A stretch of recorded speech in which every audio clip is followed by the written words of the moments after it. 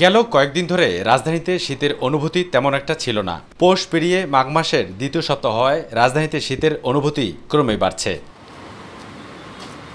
সকাল থেকে গত কয়েকদিনের তুলনায় শীত বেশি অনুভূত হচ্ছে। তাই তো পথঘাটে গরম কাপড় মুড়িয়ে চলছে মানুষজন।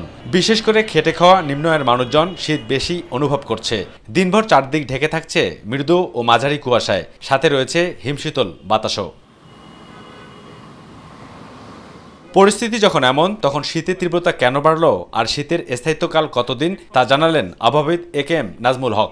আজকে শেষ রাত থেকে বা মধ্যরাত থেকে আগামীকাল সকাল পর্যন্ত এই ঘন কুয়াশা অব্যাহত থাকতে পারে আবারও। তবে আগামীকালের পর থেকে এই কুয়াশার পরিমাণ আবার কিছুটা কমে যেতে পারে। আর এছাড়াও জলীয় বাষ্পের পরিমাণ কমার সাথে সাথে শীতের অনুভূতি বাড়তে পারে বলে জানিয়ে আবহাওয়াবিদ নাজমুল হক বলেন, 28 জানুয়ারির পর থেকে দিন ও রাতের তাপমাত্রা বৃদ্ধি পাবে এবং শীতের অনুভূতি কিছুটা কমবে। 28 তারিখ বা তার পরবর্তী সময়ে দিন এবং রাতের দুই তাপমাত্রাই বাড়তে থাকবে এবং মানুষের মধ্যে সহনীয় অবস্থা বিরাজ করবে।